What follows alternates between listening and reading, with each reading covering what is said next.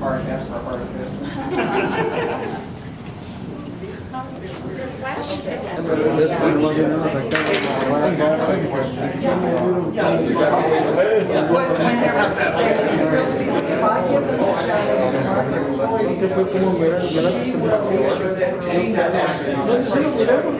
Because I can't bring my Okay, attention. It looks like everybody's here, so we're here to do a MRF tour that the mayor requested, and looks like everybody's suited up, which is good. Make sure you have no open-toed shoes. Everybody looks like they're complying there. We have our vests, eye protection, and helmets. We prefer you keep the helmets on at all times, but if we're outside and it's bugging you, you can cheat and put it in your arm, but when we're inside, you need to have it on the whole time. Then we'll walk around the outside to the, I guess that would be the west side, and we'll peek in at the baler and the conveyors and where all of our processed recyclables are, and then we'll come back out and finish the tour. What we'll do is we'll come through this door that's on the other side of the artwork, and we'll reconvene in here, and then I'll collect all your goodies. We have everything that you need. Again, make sure you have glasses. We have hearing protection if you need it. The machinery won't be on, but everybody has different levels of hearing, so that's available here. And they are disposable, so when you're done, throw them away. Anybody who's sensitive to dust or pollens, it's probably a good idea you take a mask with you, and then I'll leave it up to you whether you'd like to wear it or not. So I'll ask for if you have a couple questions to start with, or maybe for the mayor or council member that are here, and otherwise if there's nothing, then we'll get started on the tour. A couple quick questions. This building, for the most part, is in good shape. Is that correct? Or does it need a new roof? Is the plumbing bad? You know, I don't know. Infrastructure lasts 50 years, 40 years, whatever, and then it has to be done. But have there been major improvements to the building itself that we're not maybe taking a look at, or that we have not yet taken a look at, or how would you comment on that? The building itself is in very good condition. It's tilt-up concrete, so the walls are nice and solid. Because of the activity on the transfer floor and the tractors scraping against the floor, we had to do some rehab on the floor areas that the tractors rub against, but we can mitigate that by using protective bumpers on the base of the scoops of the tractors. So that's probably the largest infrastructure repair that's been done, is some of the floor work. You will see the equipment. It does look a little aged. These facilities tend to be dusty and dirty, so regardless of whether they're new or not, you're always going to have to look through a little bit of a layer of dust. But part of our goal in taking over is making sure that we focus more on the maintenance and the housekeeping in those areas. Yeah, other than that, it's in good shape. Other than the equipment that's been here quite a while, it's working. When we start on the 1st, we'll still be using the same sorting equipment, but part of the plan is to upgrade that over time. We got a question. Do you guys leave any, is the facilities empty at the end of the day's work, or you guys leave any trash storing there? Our permit allows us to store some on the tipping room floor. I don't know what the actual tonnage is, off the top of my head, but we don't leave tons and tons and tons on the floor. Our recyclables and our green waste, yes, that will stay overnight for processing. But most of what comes in here during the day is gone that day, or at least by the next. And the other thing I wanted to ask, the other day when the military, when the MRF was evacuated because of suspecting an explosive device, Yeah. and it said that it was something from the military that's actually, they were authorized to throw out. What was it? It was a simulated bomb to train Navy people to disassemble bombs, and we can discuss whether it was I think what they meant when it was properly thrown away is that it wasn't explosive and it was disposed of, but by no means was it correctly disposed of at the Navy base. They should never have thrown something away that looks like a bomb, especially in this day and age. And we're working with the Navy to make sure that doesn't happen again, because it did cause a lot of havoc. We did a debrief on our evacuation on Tuesday with Republic and our staff members. When something like that happens, you want to make sure that your evacuation plans are working. And if there's anything that we need to upgrade, then we need to identify it and do that. So we did our debrief already, but I'm working with Port Hueneme, who did collect the waste, and the Navy to make sure that doesn't happen again. How good is the air quality with all the surrounding oil refinery that is in front, and then all the, I guess, pumping things into the ground? How safe is it? With the air quality in this area, in the facility, we don't have any requirements from OSHA. They've done assessments as to whether we have to wear respiratory gear. Because of the air quality, the workers, it's not required. It is, it's up to the worker whether they want to wear it or not. So the air quality is as good as anywhere else outside the building, but again, it's going to be dusty inside. Actually, before we go outside, we're going to go up the stairs and we're just going to look down through the window first, and then we'll come outside and look at the buyback center. So.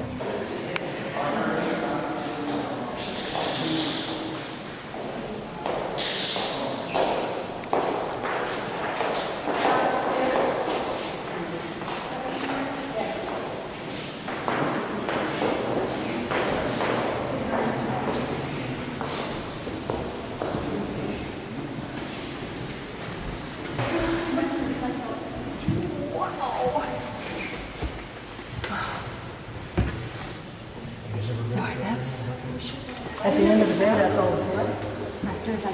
It's a mountain, even now, and that's all it's left. Green waste and. It's not, no, it smells.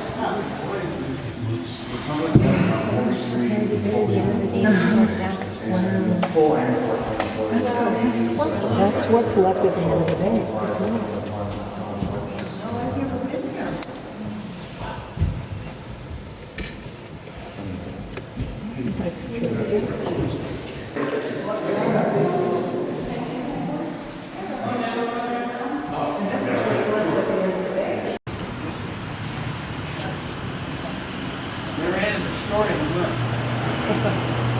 Right? Unbelievable, man.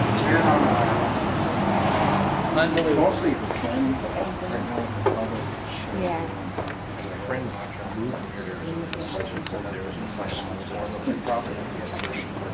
What's it, $1.85?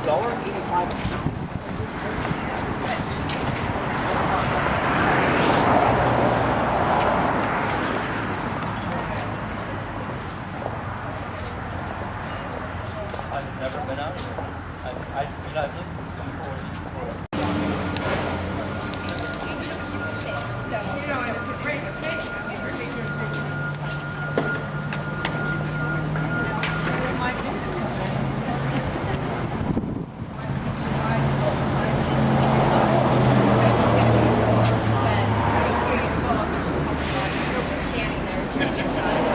This is our buyback center, and we also take used oil and electronic waste and things like that. And the reason you see these Disneyland style turn, well, not quite Disneyland, but sometimes it gets rather busy, so we'll have to set up lines for people to come through here. There's a scale, they come in and ask to separate their recyclables into different barrels. They're weighed, and then they actually get paid before they come out here. What we'll do is we'll walk through a little bit, and you'll see where they take some of the oil and oil filters and things like that, and where we have their storage back over here. What about batteries? Bring batteries? Yeah, separate. You don't want to mix with anything else. Well, yeah, we would like everything to be separated as much as possible.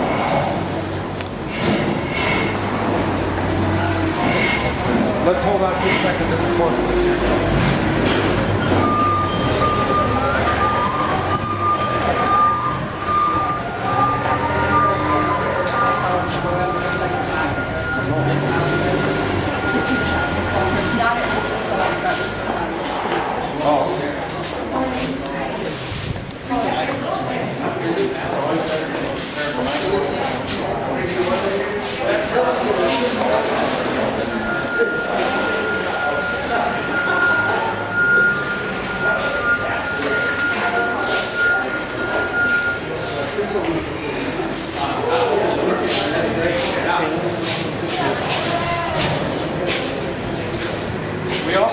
waste lamps, fluorescent bulbs and things like that.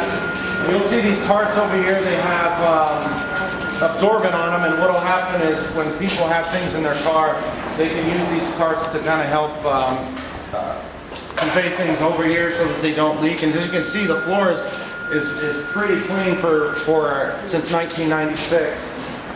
We do take paint as well. It has to be latex paint, no oil-based paint. If you have oil-based paint, it has to go to a different facility that we cooperate with in Camarillo.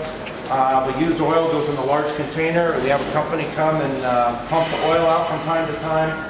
They come and get the paint that goes into the barrels and the waste lamps and other hazardous materials that are recycled off here. The batteries, you'll see there was more here last week. I did a tour in the corner. There were some car batteries, but it looks like those have been picked up since last week. Last year we had over 200 tons of computers in the great program. Are there other facilities that work with the city that you can take your waste to that you guys kind of work together as? Yeah, hazardous waste is also accepted at the Clean Harbors facility in Camarillo, and they'll take everything we take here, but they also take oil-based paint where we don't take that. And then for oil, we actually have 19, I think it's 18 now, 18 certified centers throughout the city, so you can bring your waste oil and your company.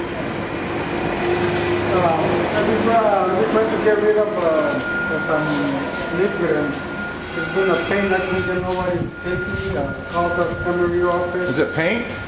Paint, yeah. It is paint? And then when they have those programs, I call and I still have my paint in my house that I want to get rid of. And Just bring it right here? Bring it here. As long as it's not oil-based. I want to go because over there because it's different kinds of paint. Well, let's do this. Oil-based, you can bring it here. Oil-based, you gotta go. Because I called because the city had it on the newspaper. I couldn't get nobody to take my call to get rid of it. Well, give me a call if you have any other problems. We can hook up before the end of the tour, and I'll tell you exactly where Clean Harbors is and everything, and make sure you get out. You live in Oxnard? Okay, then they'll take your waste.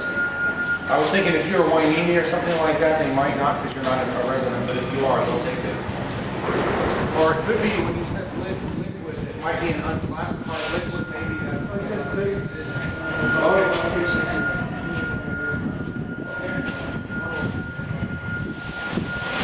let's do this. Let's walk around the outside. I don't want to go into this way.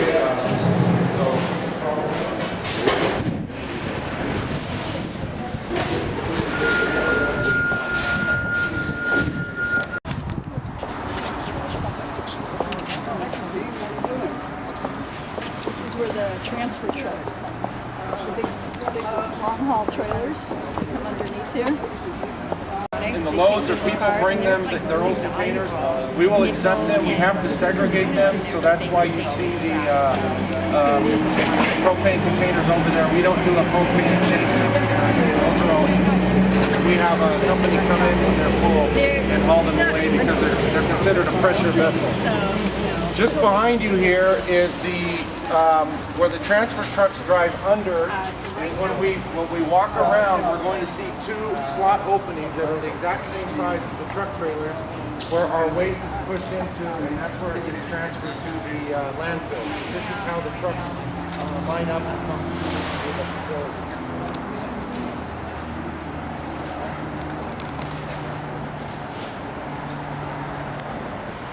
Okay. Actually, wait, before we go, this is the lane where the city trucks or the Port Wainini trucks or any large roll-off container trucks will come through this area. If you're cleaning your yard and you're doing a self-haul, then that's where we're going to. Bringing your own truck, that's a separate area.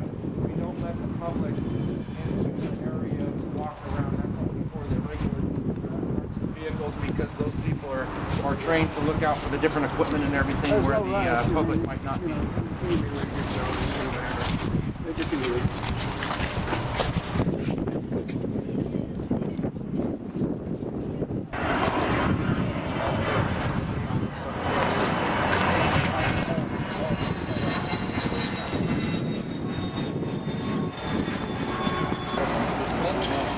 This is where the public comes to dump their waste. If you're cleaning up your yard or cleaning out your garage, this is where you'll be sent. Or if you're a company that doesn't come regularly, they'll send you to the cell phone area. Okay. The mattresses behind here, actually, we just had a really good opportunity for the city. We were paying $6 a unit to dispose of mattresses.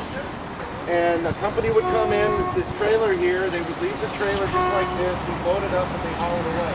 Well, as of a week ago, Wednesday, we started doing business with a company that actually pays us a cent. So, used to be I'd look at this pile of mattresses and I would just see dollar signs, now I see dollar signs in the other way. What we'll do is we're going to go in and peek in just a little bit. I don't want you moving in too far because there's two poles of the transfer trucks that are 20-foot wide and we don't want to lose anybody in those chutes. So let's just see.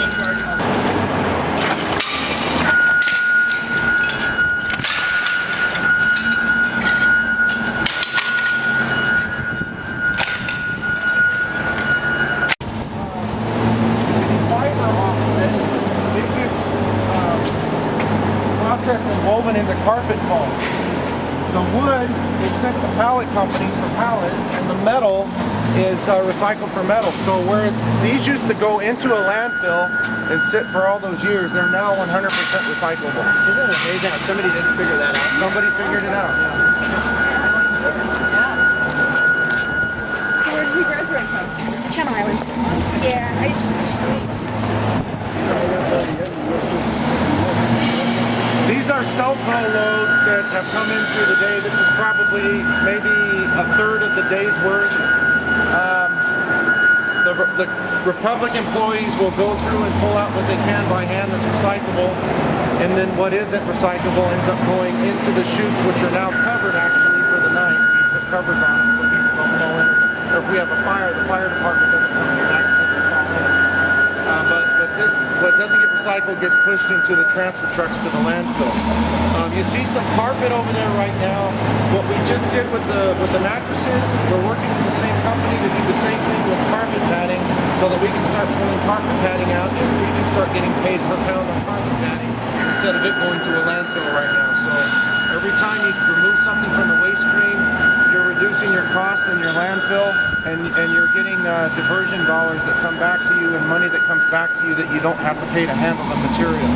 I was here before, the dropping off, there's a lot of wood that's just dropped off and not really separated, and it goes down into the crops. Is that going to be separated now? That's the low-hanging fruit that when we take over, I'm going to have cardboard, anything that shouldn't be trash, we want to pull it out and convert it better. Because there's a lot better opportunity. You see this green waste from houses, sometimes that goes in the hurry and it'll get pushed in the trash. We want to pull out what we can, spend the extra time. Now that we're operating, we operate under different rules. Companies are there to make money and that's their thing. We're here to, it's not profit motivated, it's cost recovery, and to do the right thing as far as recovering and converting the material so we can spend more time doing that.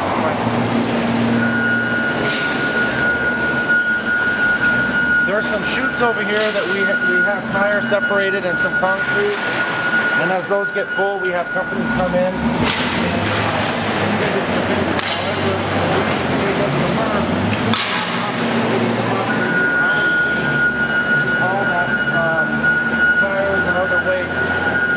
Places now that we're paying people to haul it to. Are you going to have shredders for the tires and stuff here? We don't do that here. It's usually a vendor that does that. So there's certain things you don't want to get into the business of, and that's one of them because of the permits and the AQMD and all those other things. And it's always better to have a company do that kind of work.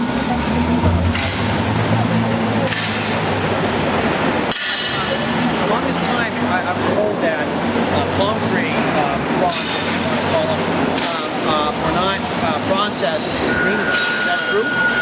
It is true, but there is technology now that will actually grind up palm fronds and turn it into green collection waste. The reason palm fronds are mostly processed as trash is because the equipment that's used nowadays, there's a lot of fiber in there, and they have these long stretch of fibers that get wrapped around pieces of the equipment, and it damages the equipment. So there's technology that is changing that to where more palm fronds can now be more companies.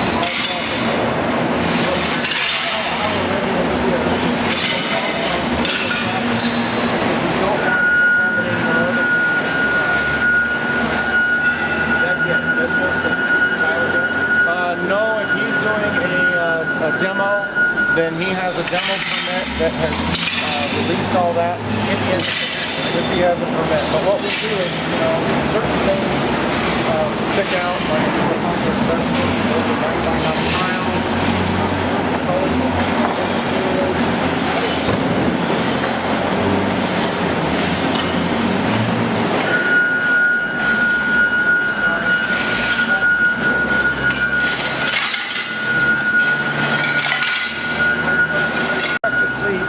About 9 months, that anything that is old and unusable goes to auction. So we will be sending those to auction more than likely. They'll probably go to auction on the scrap because they're so old. There might be a few parts that come off them, but the equipment at that age is probably not going to find a. Is that a scooper or what do they call it? That's an articulated motor. How much does something like that cost and how? That one is probably, I would say, about 10 years old, and a new one is anywhere from What's the life? if you maintain it right, it can last as long as that one is. You don't need to have to do your PMs and all that. Every day, check the walk around, always check the board. Would the city be open to, they put those things up for proposal for municipal leases?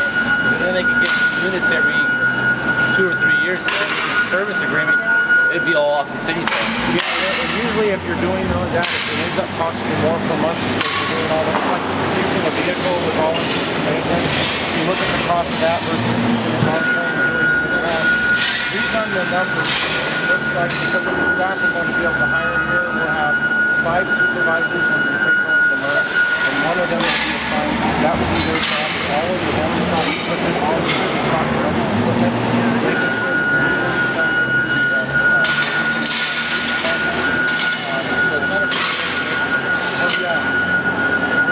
not being very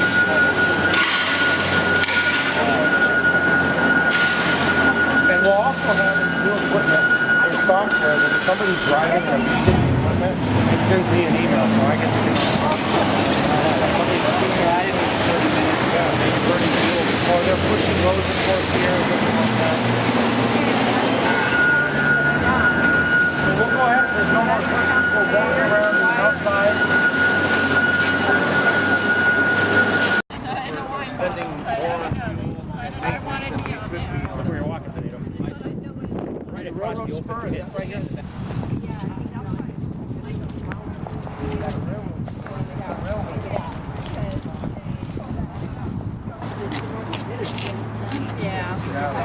That's probably a lot older than you know. We're at S now. That's a B. Okay. They were C. So how old do you think that might be? 15? Oh, probably. It's probably been here since the facility opened, I would say. Most of the Or the city when they fished it initially. There's still some of these old cases I've seen in the city. They might have transferred from another department into here when they first started. That's true. So we've done an equipment assessment and we've identified what needs to be replaced sooner rather than later, and we're working on that right now. So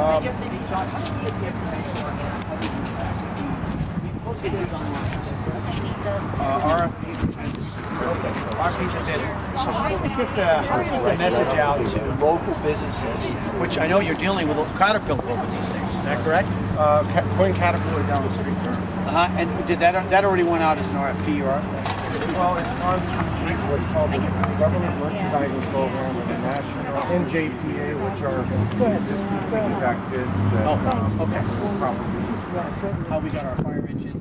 We got the fire engine from San Jose. That and also a fire generator. We also bought the last truck at that same price. This is our fueling area and the fleet storage area. Some of this stuff is again on its way out once we take over. It's been sitting here to be parted out over time, and most of the stuff that we have here is the viable parts are gone, and we're either going to send them to auction or scrap them out just to get them out of here. When you have equipment laying around, the stormwater rules anymore, you have to have it covered, it has to have catch basins. We want clean equipment and clean pavement, so we'll be changing the way that we store this equipment here. The stairway there you see on the outside goes into the dispatch area that basically has the same look over the MRF that you saw when we went upstairs and looked down from the other direction. The dispatcher sits up there and they control the flow of the heavy equipment and the people, the load spotters that are down on the ground helping back the trucks and the trucks that come in to dump. And they also coordinate the trucks that are under the building getting loaded to go to the landfill. So that's all done through radio communication. We have some stoplights. We have scales that are visible by people on the ground and people upstairs so that we don't overload trucks. And the dispatcher controls all that. That's one of the new positions the city's creating to hire to run the MRF. So let's go around the exit here and to where these recyclables are.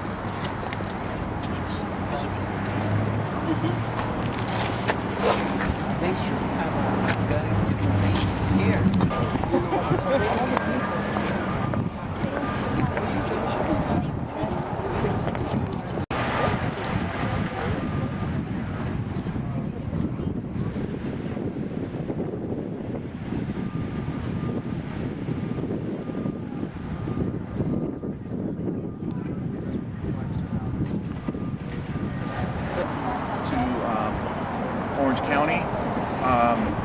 Trickle-down effect of transfer vehicles is beginning in January 1st of this year. There's more emission standards that will have fewer trucks on the road, so more people are vying for a smaller fleet to use them as tippers, whereas walking floors are more readily available. We have all of these. So the 3 extra tons, yes, it is a benefit if you're looking at it one way, and if you can bring it 2 ways, and you have the infrastructure. But if you don't have the infrastructure in place, it's kind of like walking into a situation where you have a PC-based computer network system That's able to do incredible things, but you and don't you have the walk in. infrastructure. Yeah, you walk in with an apple. And say, this is the best apple in the world, and it just might be, but it's not going to work with the system. Yeah, so that's kind of where we go. Real quick, if you look behind us, this black looks like old trash bag. That is agricultural film that is used when you're driving by the fields and you see them using asphalt. Sometimes it's black, sometimes it's clear. We just had a vendor come in here, and this is kind of what's happening with the MRF being in the news so much right now. 6 months ago, you could not get rid of that. It had to go into a landfill because the green fence in China, they weren't taking it. It was dirty. But because word got out about us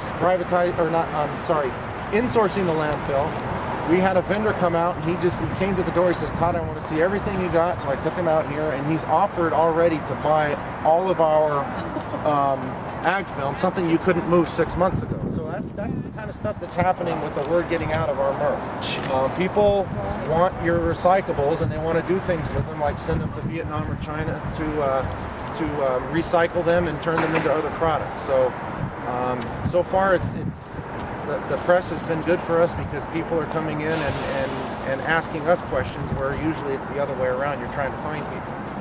I got a question. A couple of weeks ago over at the city council meeting, they had someone come in and they were talking about people taking the materials from the from the dumpster. Was that you? That was probably you. I'm sorry. Okay. Anyway,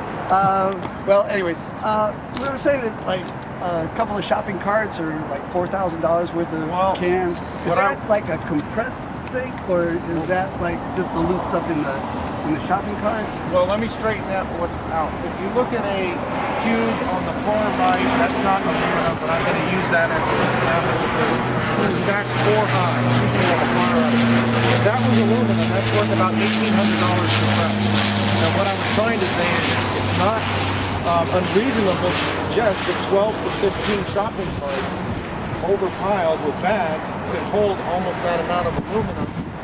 Minimum. I would absolutely say that at a minimum, yes. So if it's $3 million a year, is that what we would get in recycling? I mean, with the total amount of recycling, $3 million a year?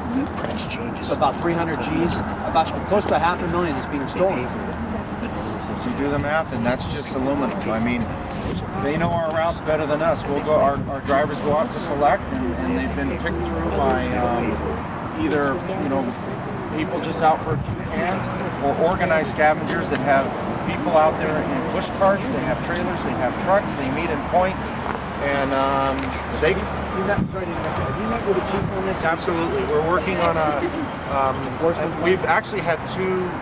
I guess you would call it sting, for lack of a better word, where I've gone out with the police and we've cited people, and we're working on a comprehensive plan to address that because it is big dollars. It's a lot of money. So it's illegal for somebody to come through my recycler that I pay for the city. If you dispose of your trash and you close, you don't even have to close the lid. If you put it in a city container, there are 2 ordinances that prevent people. One prevents you from going through the trash.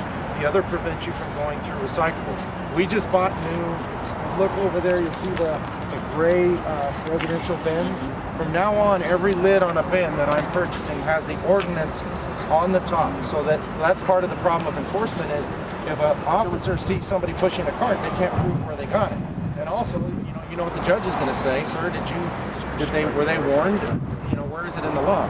Well, it's going to be on the top of every one of our lids, and on the old ones that we don't have new lids, I'm buying stickers that same information. So we're working with police and code enforcement to address that issue because it is a big issue. And it's not just Oxnard. This is the 3rd city I've worked for. It's a complicated issue and it's a difficult issue because, police, it can't be their highest priority. You have murders, you have all those other things that they need to address. It's also pretty sensitive. It is sensitive a lot of because people do it. Exactly. And I made it clear at INCF and with the chief, and the chief's on the same page. We're not after the old lady with 15 cans and a Trader Joe's bag. We're after the organized people who know exactly what they're doing. No different than IRS going after the big fish. Right? Yeah. Part of the training. Are there going to be some tours like this? Do you at a time of the community? We give tours upon request at any time. This isn't just a new thing. It's just because the first thing we do. It's taking more people through, but tours are available. They have to be prearranged, of course, because we need a tour guide and of course we need to instruct and everything. But they're always available. We prefer to do larger groups, but yeah. How large? I really wouldn't want to go much bigger than what we have here because, especially if it's during the day, you've got vehicles moving around and everything. We want to make sure that everybody's safe. Okay, guys, thanks a lot. I'll take it in now. Yeah. There we go.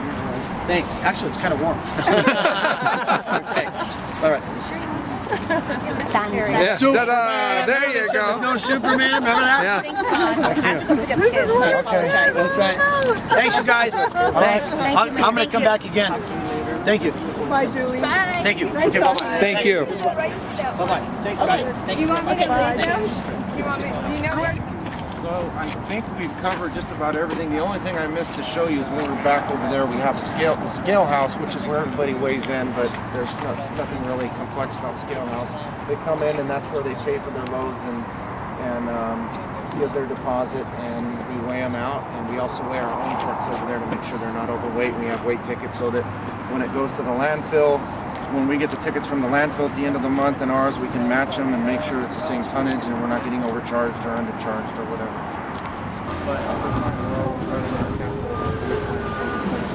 All the material to the left over here is going to be going through the recycled? Yes. This comes out of the recycled containers at the street? This comes from residential curbside. Is that residential? Yeah.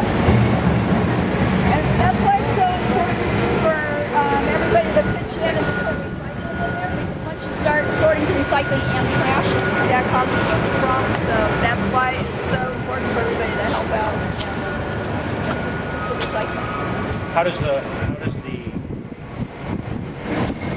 will this facility feel about handling plastic trash bags loaded with garbage? Are they breaking open the bags?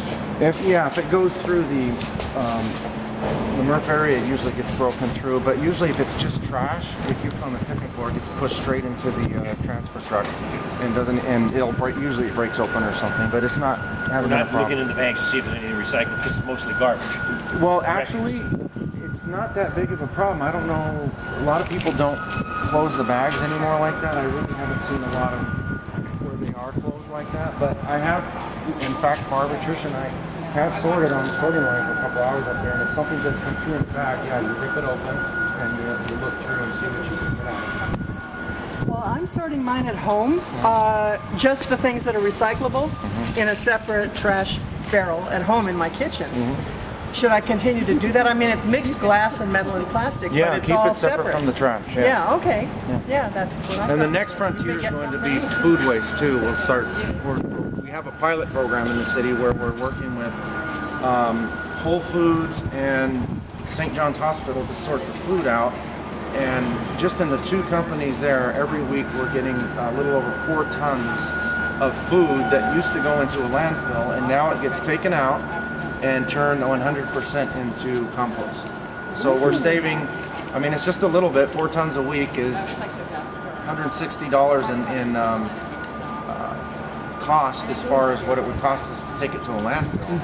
But it has a beneficial use now. It's being turned into something else. And over time, within a year, they'll be able to make electricity out of it through digestion and then turn it into compost. So you get paid twice. There's a count. The state is going to make you recycle more and more, so the count. Within 3 to 5 years, the state will ban organics in the landfill, and that's why we're doing a pilot program now, so that we can kind of dial in what we need to do to collect it and transport it, so that when the state says it's banned, we have some experience. I want to do it ahead of the game. I don't want to wait until they tell us. I want to get it done ahead of time because there's a lot of benefits to doing it. I've been in the facility as individual private dumping material. There's a lot of material floating through the air. Is there a routine maintenance to wash the roof and try to increase the light coming here? Because it is a dark facility. Actually, we're looking at replacing all of those skylights now because they have recently been cleaned, but the problem is they get brittle and that the sun discolors them over time. We just added, all these lights were out, so we made sure the lights and valves and everything got changed. Part of the capital improvements is to bring more light in here and to have more light in the working area, and also those air vents above the roof that weren't working, so we made sure the capital improvements started. We need to, those are the things that we're having a comprehensive maintenance program. I don't want to get into pointing fingers, but the current agreement is such that